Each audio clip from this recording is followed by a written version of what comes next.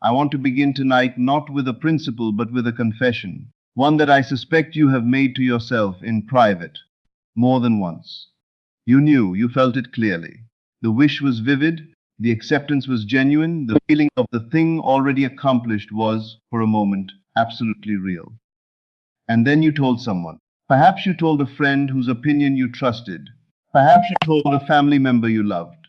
Perhaps you only told one person, and only once, and it seemed so harmless at the time. But something shifted after that conversation. The clarity dimmed slightly. The certainty lost a degree of its edge, and in the days that followed, as the outer world offered no confirming evidence, their skepticism, expressed or merely implied, found its way into the soil of your own consciousness, where it took root alongside your desire and quietly strangled it. This has happened to more people than I can count, and it has happened not because they lacked imagination, not because they failed to understand the law, but because they violated a principle so fundamental, so deeply embedded in the very nature of creation that to ignore it is to undermine every other practice before it begins. The principle is this: what is growing must be protected from what would prevent it from growing. Tonight I want to speak to you about silence, not as a spiritual mood, not as a vague recommendation toward inwardness, but as a precise, active, indispensable instrument of creation.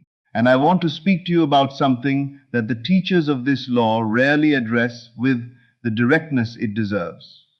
The role of your associations, the people you keep around you, the conversations you participate in, the environments you return to day after day, in either supporting or defeating your transformation. By the time we are finished, I believe you will understand not only what to do, but why. And that understanding will make silence not a discipline you impose upon yourself, but a natural consequence of knowing how consciousness works.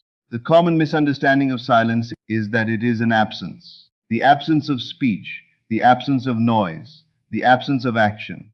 And because it is framed as absence, as not doing, the mind dismisses it, because the mind is convinced that creation requires activity, that things are built by effort, that progress is measured by output. But I want to show you tonight that silence is not the absence of anything. Silence is a presence. It is in fact the presence of your full creative power, concentrated, undissipated, available entirely to the work of assumption. Consider how you were made. In Scripture we are told that God spoke the world into being.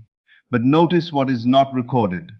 God did not announce his intentions to anyone before speaking. He did not seek the counsel of other minds.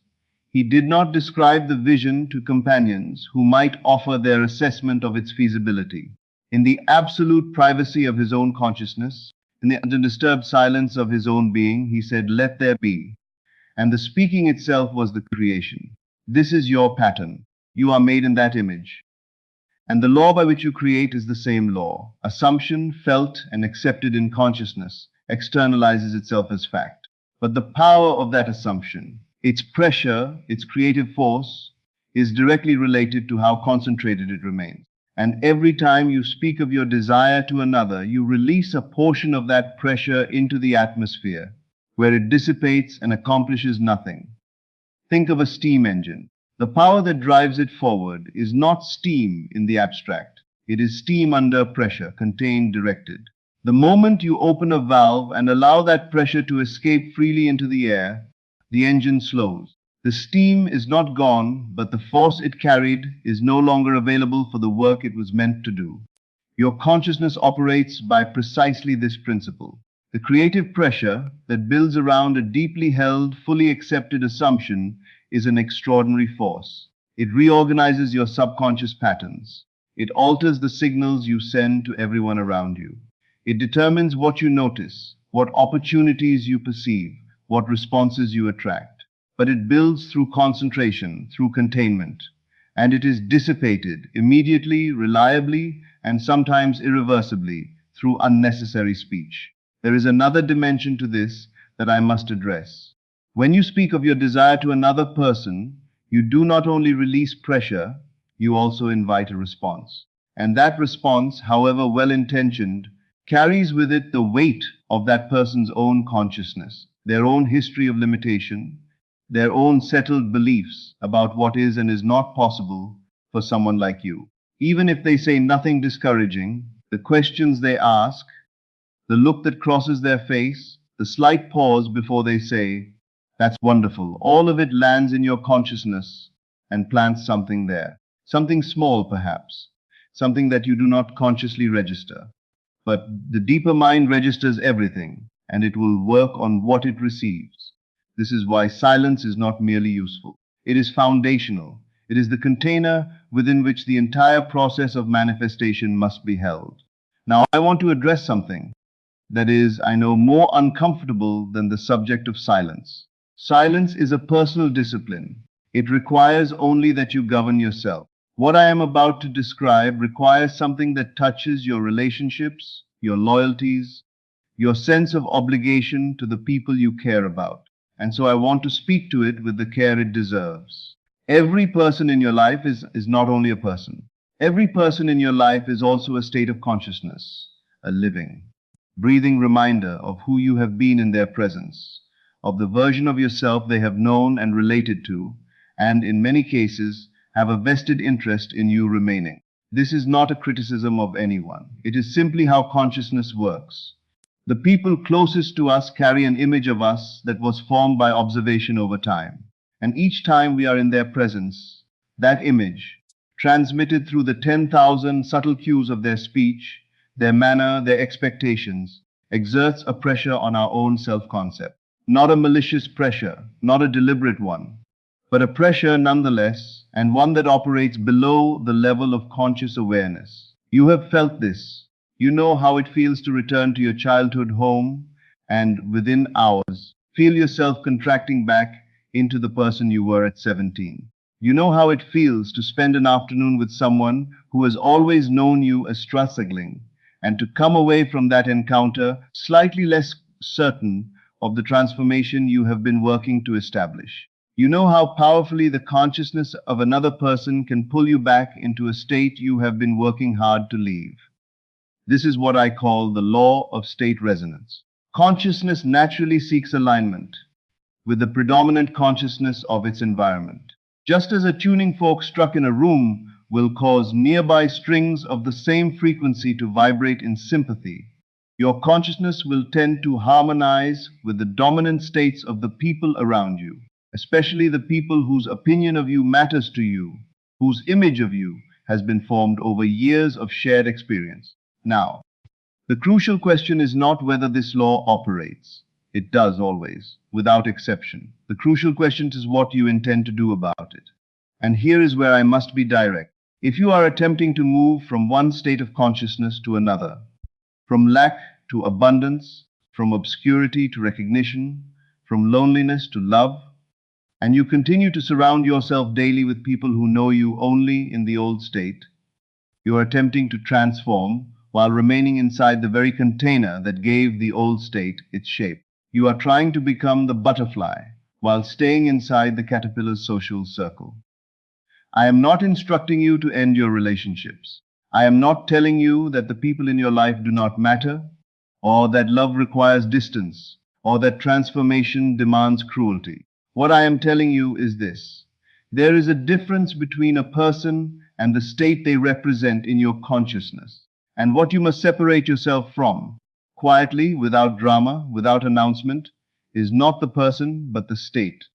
The conversations that return you to the old identity, the environments that reinforce the old limitations, the gatherings where the collective consciousness pulls the dial back to the old frequency every time you have managed to find the new one. This separation need not be permanent. It need not be announced. It need not be justified or explained to anyone. It needs only to be done with the same quiet naturalness with which you would close a door to keep out the cold. I want to give you a precise image of what you are doing when you observe both of these disciplines together. The silence of speech and the selective management of your associations. Because I find that when people understand what they are, rather than merely what they must do, they practice them with far greater consistency and far less internal resistance. You are protecting a seed. When a farmer plants a seed, he does not dig it up each morning to show visitors how it is progressing. He does not hold it up to the light to let others inspect it and offer their opinions on its prospects. He does not take it to gatherings where the assembled company has historically agreed that seeds like this one never amount to much. He plants it in the darkness of the earth, seals the soil above it, and trusts the law of growth to do what the law of growth has always done. Your desire is a seed. Your consciousness is the soil. And the darkness, the silence, the sealed ground, these are not obstacles to growth. They are its conditions. In Scripture, the ark that Noah built was sealed before the waters came. And that detail, that the ark was sealed, is not incidental. The sealing is the principle. Noah did not leave the door open so that visitors could assess the situation from the outside and offer their views on whether the flood was really coming. The ark was sealed, the family was inside, and the transformation was allowed to occur in the complete privacy of that enclosed space. The ark is your consciousness. The sealing of it is your silence and your selective withdrawal from environments and conversations that would open the door to the flood of other people's doubt. Now, let me describe precisely what happens when this sealing occurs. When you hold the assumption in genuine silence, and when you have sufficiently insulated your consciousness from the constant reinforcement of the old state, the creative pressure builds. The subconscious mind, receiving no contradictory signal from your speech or your social environment, receives the new assumption as the dominant reality and begins to reorganize around it. Your inner conversations shift, not through effort, but through the natural process of a mind no longer being pulled in two directions at once. The assumption begins to feel less like something you're holding and more like something that simply is. And the outer world, which is always the last to know but the most faithful reporter, begins to rearrange itself accordingly. People behave differently toward you. Opportunities become visible that were always present but invisible to a consciousness divided against itself. Solutions appear, doors move, and because you have not been speaking of your desire, because you have not been watching the audience for their reaction to your progress, the outer change arrives with a completeness and a swiftness that seems, from the outside, almost inexplicable. It is not inexplicable. It is the law, given the conditions it requires to operate at full force. I want to speak now about the specific moments when these disciplines feel most difficult to maintain, because I have found that most people do not fail in the clear light of understanding. They fail in the particular pressured moment when the old behavior asserts itself most forcefully. The first of these moments is when the outer world offers apparent evidence against your assumption. Something happens, a setback, a contradicting fact, a conversation that seems to confirm everything the old state was built on, and the immediate impulse is to speak, to tell someone, to process it aloud with a trusted companion. And this impulse feels entirely natural. For most of your life, speaking about difficulty has been the way you moved through it. I want you to resist this impulse, not by suppressing it, but by redirecting it inward. When the outer world contradicts your assumption, the response of one who understands the law is not to speak, but to deepen the assumption, to return, right in the midst of the apparent evidence, to the feeling of the wish fulfilled. This is the practice, this is the work, and it cannot be done outwardly, through speech, however sympathetic the listener. It can only be done inwardly, in the silence where assumption has its power. The second difficult moment is when someone you love asks you directly what is happening, what you are working toward, how things are going, why you seem distant or changed. And the love you feel for that person makes the silence feel like a withholding, like a failure of intimacy. Here I want to offer you a distinction. Silence about your desire is not silence about yourself. You are not required to become unreachable or opaque in all things. You are required only to protect the specific creative process that is underway. You can be present, warm, engaged, and loving with the people in your life while maintaining absolute silence about the particular assumption you are holding. These are not in conflict. One is a spiritual discipline about creation. The other is the ordinary territory of human relationship. Do not confuse them. The third difficult moment is the one that comes from within. The sudden, sharp impulse to check, to see if anything has changed, to look for evidence, to lift the stone and see if the seed has sprouted. This impulse is perhaps the most destructive of the three, because it is the one most disguised as reasonableness. And I will tell you plainly, do not check. Do not look for signs.